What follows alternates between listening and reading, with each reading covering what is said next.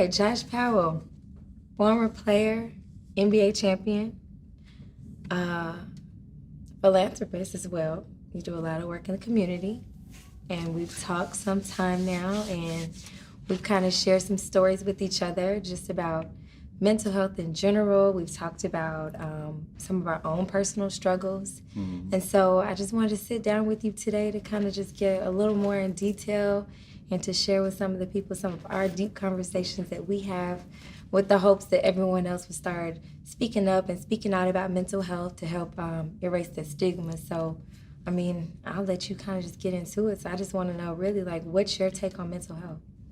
Well, first of all, I just want to tell you I'm appreciative for the opportunity. I'm always humbled to be asked what my thoughts are and my opinions on different topics. So, for myself, what mental health means to me, I think that it is one of the most important things that I make sure that I am constantly caring for and nurturing day to day because there are so many things that we deal with and the things that are happening. And it's important for me, my peace and just me being in a good space despite the things that have been going on. So I definitely know that it's something that I cherish, and not only for myself, but my family members and people that are close to me is something that I preach often to make sure that we're doing the things necessary that we need to do to make sure we're in the space that we need to be in. Right. Now I can remember, when we first talked, you told me especially how mental health was really important to you, and so I just kind of wanted to maybe start even from the beginning, from some of our conversations, such as a lot of people look at you and they're like, oh, you're this star, in which you definitely are. But at some point you were a young child, you picked up a basketball and did some amazing things. So can you tell me, take us back, to childhood and compare it, to now as far as your mental health and how things maybe from your childhood could compare to now? Well, a lot of people wouldn't believe this or not, but I definitely had a lot of anger issues. I definitely was very short-tempered, just dealing with a lot of things growing up, whether it was me being removed from my house because I had to go live with my grandparents, the divorce that happened when I was a young child. I remember when my mom got, remarried and having other siblings, just really getting used to a different way of life versus what I was used to. Right. Just being accepting of life and things that were going on. And it took a lot of work. I mean, even back then I was seeing a counselor, a therapist rather, somebody to try to help me through and help me navigate, the things and the emotions that I was feeling.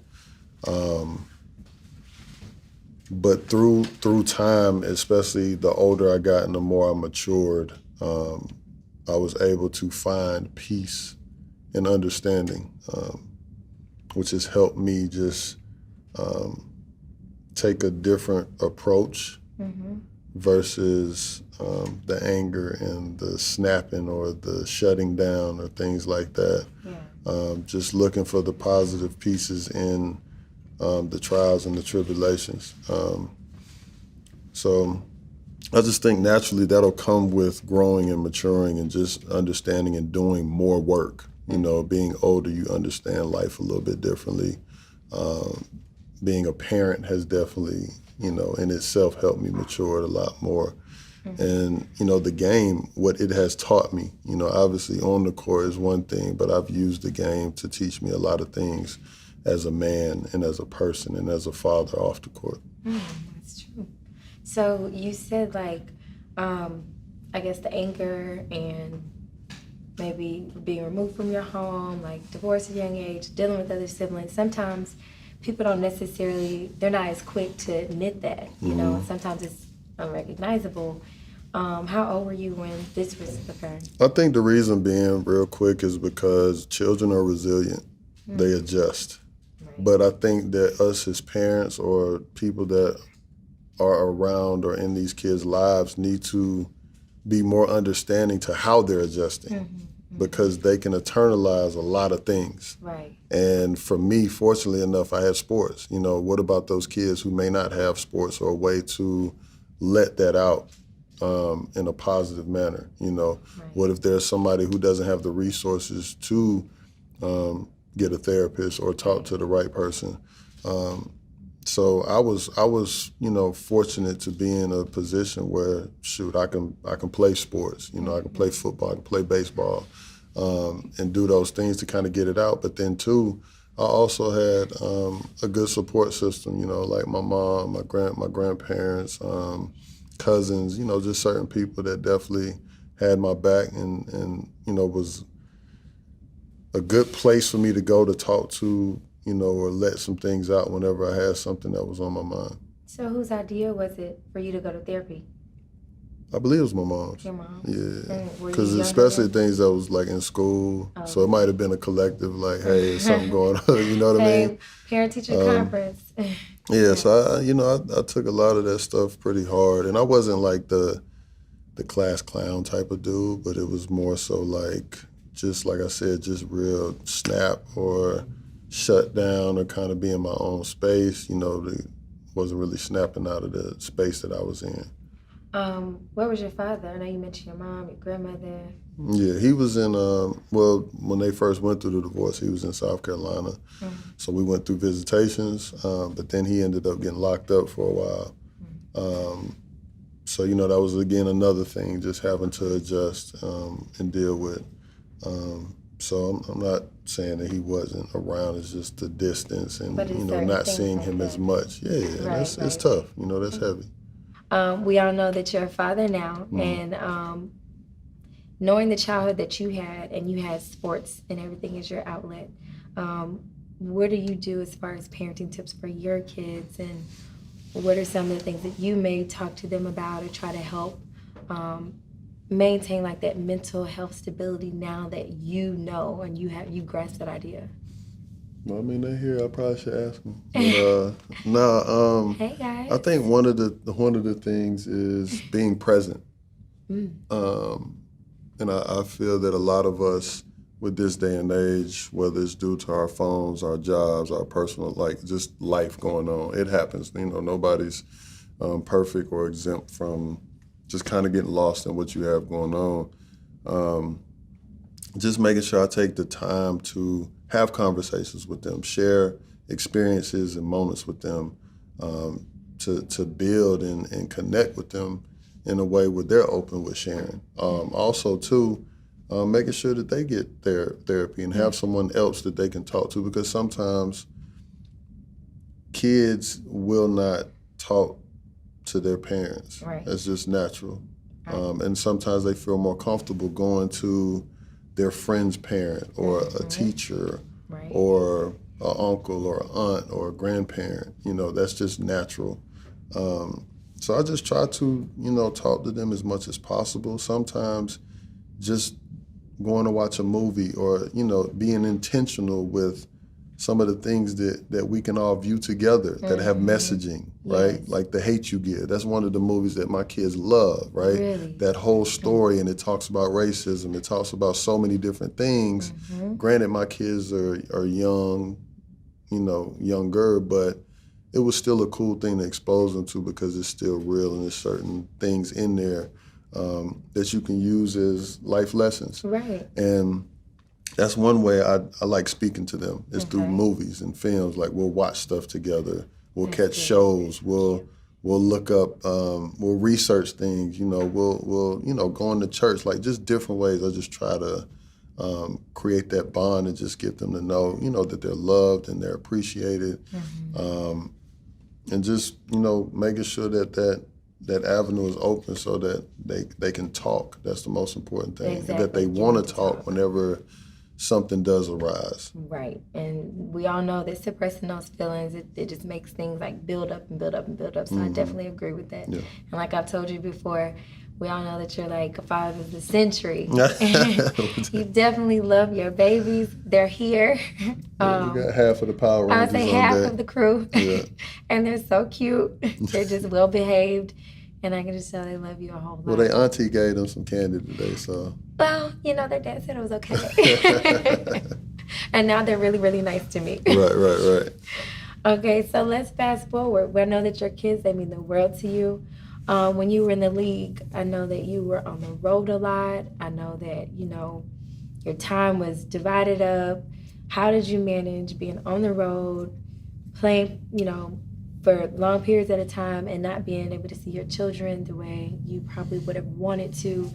Do you think, what mental space would that put you in? Because I can tell you love your babies.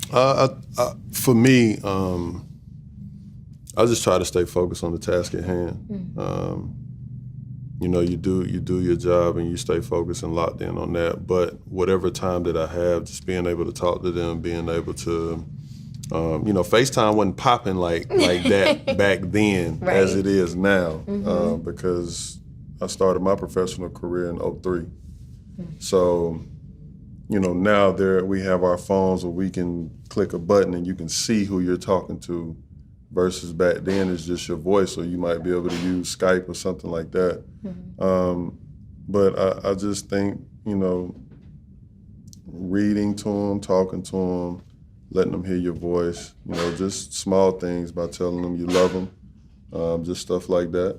Is and have them come to games whenever they can. All the time. Really? But back, like I said, they were so young, especially when they started school. It was kind of like, they got to go to bed. But whenever they can, it's always cool, and especially now. Like I'm playing in the Big Three now, and it's cool to be able to have them come with me on the road or be in the locker room or meeting some of the guys and just doing things like that and just having that experience is really cool. That's really cool. It's just still spending that quality time, but still getting work done. That's the biggest thing. And I know exactly what my daddy does. We can all, that's free. Yeah. I think people they underestimate the value of being present and spending good time with the people you love. Exactly, because you can't put amount of money on time sometimes. Absolutely not. So when you speak of even back then, like you say, FaceTime, all of that, it wasn't as, popping as you say. Right. So, but for now, with the league and the guys that are, it's a few of them that have still come out and they've talked about mental health, such as Rob Covington, Kevin Love, DeMar. What are your thoughts on that? That the struggle is real. Everybody's views and their strength on how they deal with things is different. And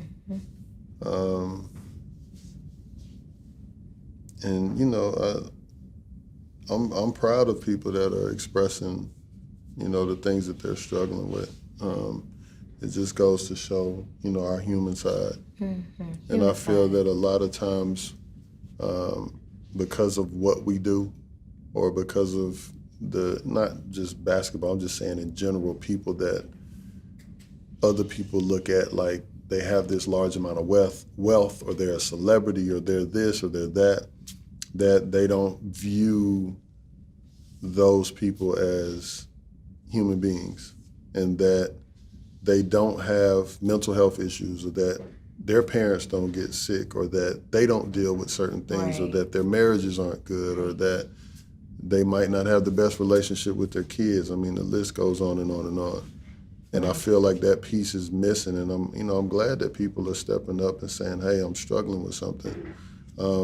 Because I think, too, the other part is the embarrassment. I think some people are embarrassed by their struggles. The stigma. And they need to take ownership of that and understand that is also their strength. There's beauty in that. So, they're all speaking out now about it, and they're talking more about mental health. Was the league as supportive back then as they are now? Because it seems like now they're putting in some mental health initiatives. I think people didn't view it the same, right? What you mean? People didn't view mental health back then is the same as now, right? Like, understanding what the effects of certain traumas can have on you. And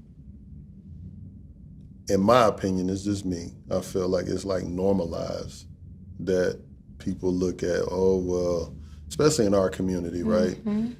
Come from, it's the normal story. Right. Come from the hood, single parent, Yep. mom raised them. Where's Yep. dad? Like, that's the narrative. So then it's normalized, and people don't think that we suffer from it. Right. You know what I mean? And now it's like, wait a minute. Now, okay, if this kid is going through something, right, that's an issue. We need to, talk about that. If a kid, growing up every day, if they're poor, it's just the fact that they're living in that environment, that's heavy. Right. For them it might be normal because that's all they know, but that still doesn't mean it's okay. Right.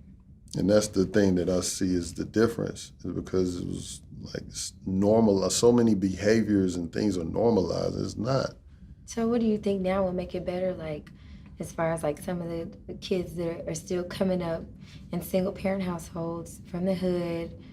The resources, having examples of what it looks like, what healthy looks like. Understanding that you can go to somebody and talk to somebody about whatever it is that you feel, not being ashamed of certain things, Right. removing the embarrassment, right? Everybody goes through things. We have to get out of this thinking that someone is perfect. Right. So regardless if it's mental health or just anything, like we have to get out of that way of thinking and just understand that people are going through things. And it's crazy because the other thing is too, is we all express ourselves differently on the things that we are going through. That is true. And the people who act out or the people who are boisterous, like those are the easy ones, but the ones who are quiet, like me, I was quiet. I kept a lot to myself. I internalized a lot. And those are the situations that you have to look out for, I agree. Those are the ones that it's kind of tough because then you don't know what else could stem from that. That's true. I know when I first started the Elephant in the Room, the charity, it was mainly because it was when social media, Facebook, it was coming along, and more people would start posting things and sharing more of their personal stories. However, it became a point where people would just share every single thing, and it would seem like, this person's doing this, and they'd say, just weird things online, and many people would like start laughing about it or talking about it, and I just looked at it through a different lens, and I'm like, well, they're not really acting out. This is kind of like a cry out for help. And I could tell that social media is still evolving, and I feel like that may have a lot to do with someone's mental health. I know it causes a lot of people to be stressed out, has a lot go to do through with anxiety. Because social media is a whole piece in itself. And when you're constantly comparing yourself to somebody else, Yes, or their life or way of thinking, that's it. that could, for most, that could make you sick because you're constantly on that all the time. All day. I like to tell people all the time, regardless of social media or not, don't block your blessings. You're here on this earth for a reason. You have your own special journey. You're unique. There's not another you. Even if there was a twin, there's still differences between you and that twin. Exactly. So it's like we have to be grateful and thankful for who we are, how we're made, how we're handcrafted, and walk in our purpose. Find out what that purpose is. Right. What is your why? Like what is the thing that keeps you going every day? What allows you to get up in the morning with some good vibes in your heart and on your spirit? What are the things that inspire you or motivate? Like figure out what those things are. Right. But stop making those excuses. We all are vessels. And I tell God every day, use me however you feel is the best way to use me, whatever that is. And I've gone through it all. Whether it's been with my kids, whether it's been the divorce that I went through, trying to understand parenting, the transition from playing to not. I was going to ask so you many that. things. How did you deal with all of that? I mean, in specific, from divorce, children in the divorce, and then also the transition. Because a lot of people don't necessarily think about it. Like you said, they forget that you're human. And that's a lot to deal with. So for one, I stay prayed up. I make sure I'm reading. I'm constantly researching, looking for food. When I say food, I mean spiritual. I'm always looking to be fed. And then I surround myself with people who are like-minded. So that's another thing that helps me continue to get up and do what I'm doing. It always seems cliche when people say how small their circle is, but it's a real thing. Yes, because in actuality, there's not many people who are going to view you and treat you in the manner of what you should be treated as. And that's okay. You know, I would rather have quality over quantity. Any day. And that's the most important thing, you know what I mean, for me, is just taking it one day at a time. I see a therapist. I do talk to somebody, you know what I mean, that I know is not going to judge me, that's going to treat me fairly, that's going to allow me to come into space and be vulnerable. If I want to be angry, if I want to scream, if I want to cry, whatever that looks like, and unbiased. I can just do that, right? And then figure out a healthy way to manage that moving forward. Right. And every day just leading with love. You know what I mean? Like, it's some of these things I've built within myself just because of my history and my past. So I'm very self-sufficient, but it doesn't mean that I have it all together. Right. But I do take it one day at a time, nothing more, nothing less. I just focus on the moment and what I could do right then and there. So let me ask you then, because I know a lot of people ask me this question. They're so, I guess, maybe curious about therapy. And I tell people all the time, therapy is like one of the best things ever. You pretty much are, like you said, you get a chance to be angry, you get a chance to like yell, you get a chance to get out. Could you tell us about your maybe first or a couple experiences that you have with therapy for those that don't really know what to expect? I just want to ask people, like, whenever they've had a chance to really be themselves, how did that make them feel?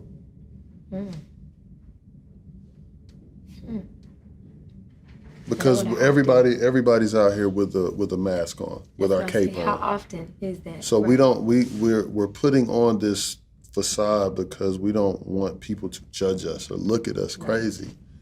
But in actuality, man, if you can walk in that and that's your strength, like, because that's who you are. And there's people who are definitely going through those things day in and day out. So that's real. I don't, you know what I mean? Like, I think it's just, it's a beautiful thing to be able to sit in the room, relax, and let go.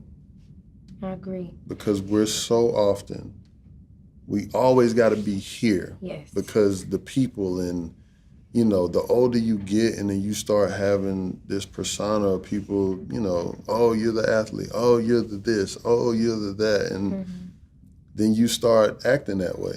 Instead of like being who you are, walking your truth. So hard to keep up that persona. Just walking your truth. Right. So that's why I said, like, that's one of those things where you know you could just be who you are. You could say the craziest thing. I've been in some of my sessions and I've said, and she just be like, she just be looking, be like, okay, well, we gonna talk about that. We're gonna unwrap that. Okay. And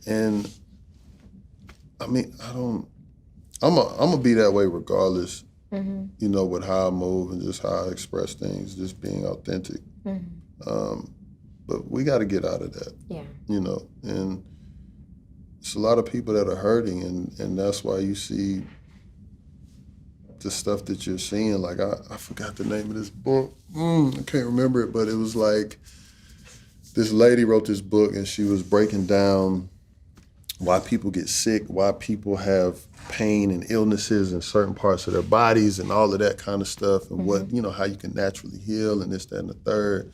And I believe in that because, you know, they say stress is a killer, right? Stress is a killer. So if stress can do that, what could a lot of other things do, right? When people say, oh, you know, there was a part in the book, I wish I remembered the name of the book, but it was like, whenever somebody's experiencing back pain, for example, it's like guilt from something. Like, it was like how they broke down this stuff. Broke it down that deep? Yeah. Really? Fingers, wrists, knees, hands, stomach, All like targeted to certain type of, I guess, just things that stresses, you're like going things you're through, going right? Like if they say that if you're losing your voice, right, it's because you have something on your mind that you need to get out and share it. Really? It's just how they break down. Yeah, it's a cold breakdown. I love it. I want wish to I know the knew name of this book. Yeah, I have to get it in my phone when we Yeah. get done. But Wow. yeah, it's just again just being in But that being space. knowledgeable, even just knowing, because a lot Yeah, of it's people just have no idea. understanding. Yeah. It's just understanding and then too another thing why I like going to a therapist is because there's a lot of people out here that'll give you the wrong advice. Right. So you going to that home girl. Yep. And trying to discuss your relationship with somebody who might not be in the best space. You're right. And they'll listen. That's the thing. Because y'all drinking wine or y'all chilling, you'll listen. Or if I got an issue and I'm not pleased with my woman and I'm about to make a bad decision that is going to affect my family, I ain't gonna have that homeboy that's gonna be like, nah, bro, don't do that. Like, let's go home. For the most part, like, man, what it is. Let's go. So and then, like, where's our predicament? Now you're what thinking I'm saying. again. Yeah. That's the other reason why, if I'm gonna do that, I might as well go to somebody that's gonna keep it all the way up. Right. And give you some sound and solid advice. Not to put you in a worse off situation. Right. That makes sense. Right. I know some people, how did you end up finding your therapist? A referral. Yeah, I reached out to somebody because I'm not good at picking. Yeah. So I do my part to make sure I reach out. And that's kind of cool because actually a lot of guys would never even like consider, therapy, of course, because they're like, oh, you guys are strong, you can handle it. You don't need to talk to anybody. I'm strong, but another reason I like going to therapy is for confirmation. I like seeing where my growth is at. Interesting. Yeah, because some there's dope people out here that's helping others. Yeah, so it's like I'm constantly doing the work. Reading, praying, meditating, being around people, engaging in conversation. I learn something new every day, no matter what. Even if it's down to my son, to somebody who's 90. Like I'm always learning. That's how you stay in the know and being understanding on what life is because things are changing. When you talk to some of the OGs, right, that in their 40s and 50s, and they have the old school mentality of how they were, and it's a different day and age. Totally different. So you can't parent the same way. Nope. You can't talk to these kids the same way. Nope. You know what I'm saying? It's different. Way different. These kids nowadays, they either running away or they gonna pull up on you. You know what I'm saying? Like things have definitely changed. They got access to so many things, so it's like you got to be understanding and you got to figure out a way to relate. Yes. And the only way you can do that is I got to talk to my 10-year-old. I got to talk to my 13-year-old.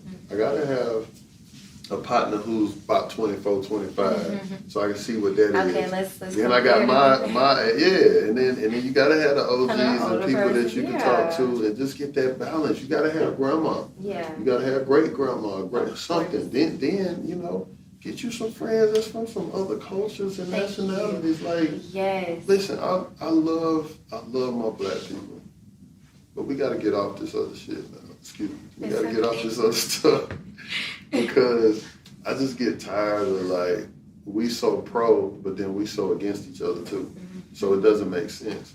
Like a part of this world is human beings, like love one another, like be strong and represent your race, your culture, your traditions, but still be open to understanding others. That's how you bridge that gap. And learning, like you know what I mean? Like that's an important thing. And I know for me, like I'm biracial. My kids are biracial.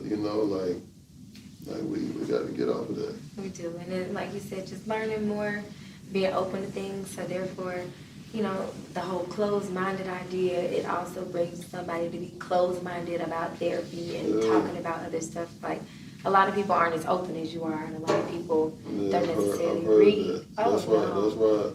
And I understand that, but that's again why I like sharing the stuff that I like sharing. I'm glad that because you do this helpful. We gotta get to that. We gotta get to that point. Like nobody. Why would I be ashamed of life? Everybody's stuff is different. It's funny because when I do mentoring and I talk to a lot of these young kids, man, and they doing what they doing because they ain't got no money. They feel like that's the answer. But then you look at what's the young rapper that just passed? God bless him. What is his name? Juice WRLD. Juice WRLD. That's right. He you talking about a 21-year-old kid that got everything at his feet. Everything. And you popping lean and you doing certain things. Now you out of here. You know, Mac Miller. I mean, the list goes on and on and on of people. Robin Williams. I would say Robin Williams. You know what I mean? Like laugh. he was, and he ends up committing. So like, it's a lot going on out here. So don't think that just because you got all the money that means that you're happy. I tell people that all the time. When I sat down with Rob Covington, we talked about like some people just, thinking that, oh, your life is great, this and that. And then when he went to, his session, he said, like you did with progression, he was able to see his progression, like from the first time you walk in there, it's like slumped over, but then as time goes on and doing some of the similar things you do, read, pray, and, just really focusing and honing in on getting your mind right, by the time you're in your like second, third, or fourth session, you start to build that confidence level. And I can tell you're very, very confident. And you're like, I just want other people around us to kind of just take the mask off. And once people are able to take the mask off, then they'll kind of be That's how we all functioning. And so many people out here saying how real they are. I just turn the other way. Right. Because, for one, when you are a certain thing and you represent that, your peers would know that. Mm-hmm. You know what I'm saying? It's not nothing that you have to necessarily say. Right. It's just like I don't walk around every day like I'm black. Duh. You know what I'm saying? Or I'm a man. Duh. Like, it's just, you feel me? Like, it's just what it is. Like, people will salute you and respect you and they meet you in that space. That's just my opinion. Like, I just don't feel like we got to go out here and say certain things. So in your opinion, what do you think we can do to help encourage more people to, like, be who they really are and, take the mask off? Like, I know conversations like this, I'm sure there's somebody that's going to hear this conversation and they're going to say, you know what, he's right. And I know having the conversation helps, but how do you think we can reach more people? How do you think that we can change the narrative? I think what you're doing is you're there. I think, too, that the way we live our lives is another thing, and just giving the effort, making sure that, your being is real and is genuine in your walk every day. And just understanding the bumps and bruises that, no matter what good will come or what bad will come, that you just stay the course. And, just continuing to lead by example. One person that's on one thing, find somebody else and bring them on. Now you got two. And then them two people can add a third. And then you just keep grabbing people. And, that's how you start movements. That's how, you start really changing lives and mindsets by using our platforms. And that's the other thing, too. People feel like, well, I don't know enough people. And no, we all got strength and power. Exactly. And numbers and everything, it's a purpose. You're just as important as I am. They just as important as you are, whatever. Like, stop worrying about everybody else. Stay within yourself. Do you think that's also because of the way people are like, oh, I'm real, I'm this mask, for this particular person? It's like, well, maybe I don't know the right people. And is there such thing as the right people?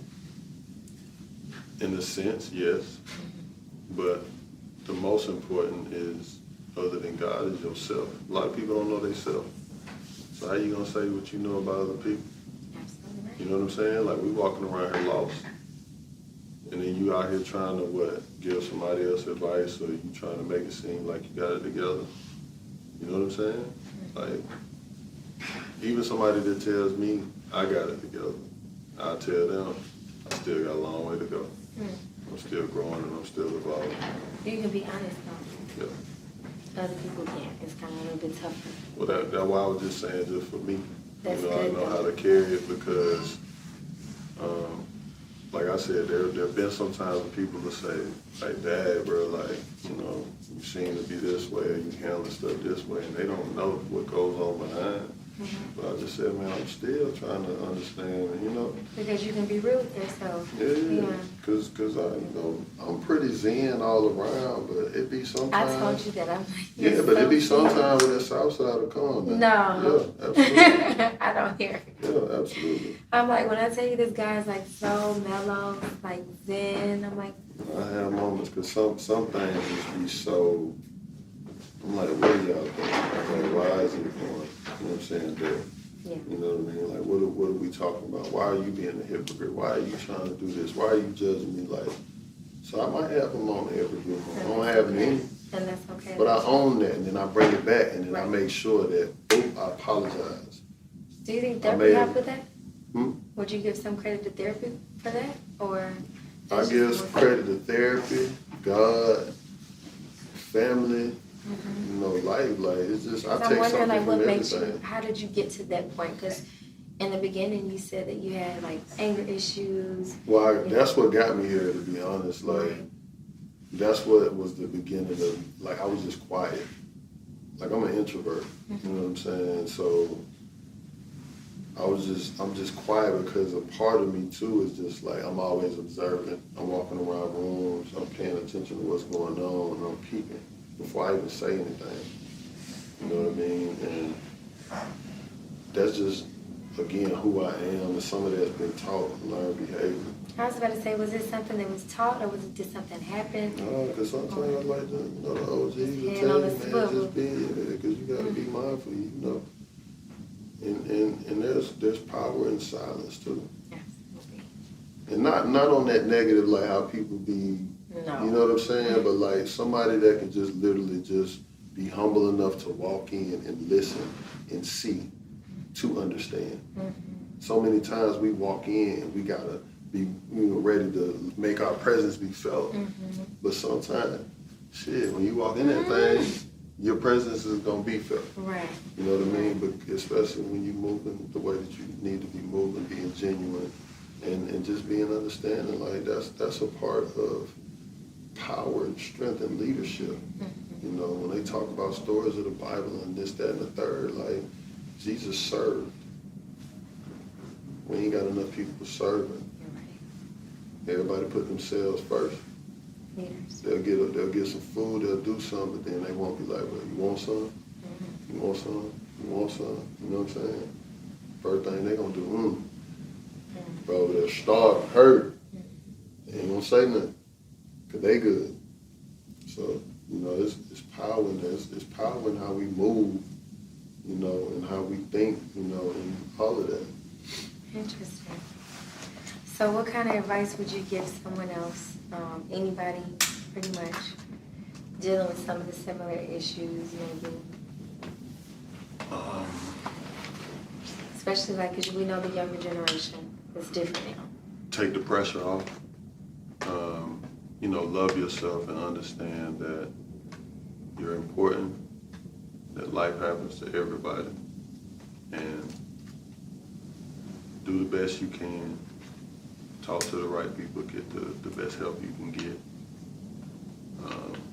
And again, you know, what works for one person, I gotta say this too, because this is important. What works for one person may not work for the next. So everybody has to be understanding on what that looks like. You know what I mean? So some people, therapy may not work, but then you might find a good female group or a good book club or a good something that might shift gears, because that book club might have put you on something, and now it's like, whoa, I just learned something new. Now we have these discussions. Now we, you know what I mean? It's different ways that you can go about it. You know, for me, you know, therapy is important for me, but I'm always like, when I be on Instagram, I'm looking up some of these pastors, these motivational speakers. I'm looking at, you know, parents. I'm watching interviews. I just want to know what people thinking, how they moving. Like, you have to check out Bishop Joseph Walker III. He's in Nashville, Tennessee. Okay. Amazing. Okay. He actually was on, I recently had a mental health panel discussion in October. Okay. And he was one of the guest speakers there, and he talked about mental health from a spiritual aspect.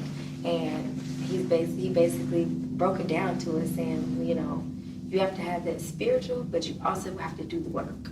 Absolutely. So, I mean, I think that's definitely somebody you can check out. He's amazing. Absolutely. But again, that's just positive vibes. Positive vibes. Even if you watch dance videos all day or something, just be on something positive. Instead of looking and then like, oh, why don't I look like this person? Or I need to go get this done. I need to make this adjustment to my body. I need to, you know, to my queens, post this. Please stop. You know what I'm saying? Like, everybody beautiful, man. Like, to somebody, there ain't no disrespect. Because the other part of this too is y'all living a life and getting some stuff that you think that you want until they make you sick or you up out of here because of your decisions. So we can do our part, man. If you feel a certain way, that's why you can eat healthy. That's why you can work out. You can literally change your body by putting in and doing the work. Absolutely. And you know what? If that ain't for you, just own it. Be who you are. Because it's crazy, like, I done seen the most beautiful woman be single, no kids. And I done seen somebody that I'm not attracted to that could be married and have 4 kids that I feel is attractive. You know what I'm saying? So everybody got their own little thing. Just walk in your truth, whatever that look like. But stop making excuses and do the work, not only for the queens, but for the kings too. Them too. You know what I'm saying? Sure. Like making sure you mentally doing your work, you know, being around the right men that's gonna hold you accountable and lift you up. Have some people, have some good solid brothers that you can talk to. Right. All of that's important on both ends. Right. So I know you're usually out in the community a lot, and as you sit down, you've given some very sound advice to the men, to the women, on how to appreciate yourselves as far as from a physical standpoint, a mental standpoint. Tell me what more you have going on. I know you have your charity. So 21 Reasons to Give is the name of my foundation. 21 Principles. Basically what we do is we go in your community, we find where it's lacking and provide a need. But I've been doing a lot of work with Next Level Boys Academy, which is on the South Side. Founder Gary Davis. You know, it's a diversion program, but it's starting to take a different turn to you know where they're leading and going. But it's just a program that has helped a lot of young men as well as fathers. Nice. So it's just, you know, the great work that he's doing and the solid team down there, and I'm grateful that he's allowed me to be a part of that. Outside of that, you know, just a couple of other hustles that I'm doing, just parenting. You know, that's the main thing. As y'all can hear all the noise that my two back there She doing. just did like this. She said. But yeah, I think for me that's like the most important thing. I've passed up on a lot of work and a lot of other things because I'm trying to be around for them more. Right. They may not appreciate it now, but hopefully one day when they get a little older, they can and understand. So, Well, I love y'all. So, thank you again so much for sitting down with me. You really are a true inspiration. Keep doing the work. And I know that what we've discussed, I'm sure it's going to be able to help so many other people. Part 2? Part 2. I'm with it. Y'all heard it. Yes, I'm with it.